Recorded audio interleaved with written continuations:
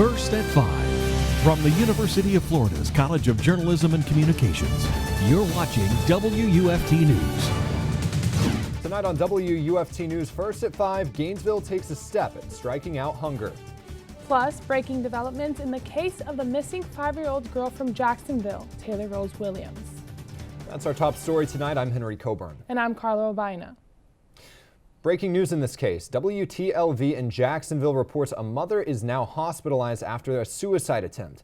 WTLV reports the suicide attempt happened as police were en route to arrest the mom, Brianna Williams. Her daughter Taylor was reported missing last Wednesday. All this comes after remains were found in Alabama that may be linked to the case. We'll have more on WUFT.org as information develops. And the colder weather arriving tomorrow will be a reminder that Thanksgiving is just a couple weeks away. So is Alachua County's 11-year-old tradition called Strikeout Hunger. Nicole Rogers has a story. Henry, Carla, what started as a little tradition in Gainesville has turned into a holiday one. Thanks, Nicole. Career Source North Central Florida is putting unemployed veterans in a position to work. The organization hosted Paychecks for Patriots, a job fair which connects potential employers and veterans. The annual fair helped more than 1,000 veterans find jobs last year. Local Veteran Employment Representative Dwayne McBride says it's not just veterans they help, but their family members as well. They serve just as well as the veteran does. We consider it to be a team effort, and so when you see the veteran and you see their family, you cater towards them as a collective. Today's event was tailored to Alachua and Bradford County veterans and their families, while the statewide fair continues into Friday. Now, earlier this afternoon, a strong Arctic front began moving into North Florida. Let's head back to the Weather Center to see where it is now and what we can expect later tonight. WUFT's Nicolette Zangara joins us now from the Weather Center with more. Nicolette? Thanks, Henry and Carla. They protect and defend our country, and yesterday we honored and celebrated them. Veterans Day brings together thousands of people and events around North Central Florida. The annual Gainesville Veterans Memorial Ceremony was focused around honoring war and World War II veterans. The Korean War is sometimes referred to as the Forgotten War, but not to those who served. Sergeant Terry Fitzpatrick is a Korean War veteran who served for 7 years. He told us that getting together with fellow servicemen on Veterans Day is something he looks forward to all year.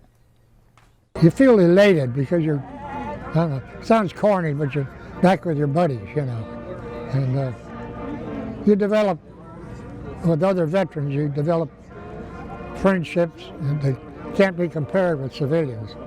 The celebration had more than 30 organizations tabling, military vehicle displays, and even skydivers. The service ended with a ceremonial playing of taps.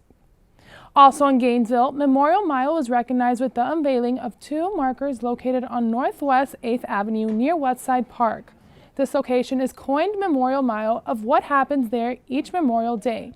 Since 2007, Gainesville Veterans for Peace has set out a mile of miniature tombstones for those who've died in wars in Afghanistan and Iraq. The tombstones will be back for Memorial Day in 2020. And in Lake City, yesterday they held a parade sponsored by the veterans of foreign wars. The parade went from the Department of Transportation office to Memorial Stadium. The 25 floats included high school, marching bands, ROTC, and every branch of the military. You're watching WUFT TV News. Welcome back. On Tuesdays, we turn to politics. WUFT's Audrey Mostek has the latest news in Florida and Washington. Henry, Carla, today the Supreme Court made a decision that could be a huge blow for gun companies. Audrey, thank you. Now, Carla, as we heard earlier, temperatures are already starting to fall as the sun sets across North Central Florida. Let's head back to the Weather Center to see if this taste of winter is sticking around. WUFT's Nicolette Zangara joins us again from the Weather Center. Thanks, Carla and Henry.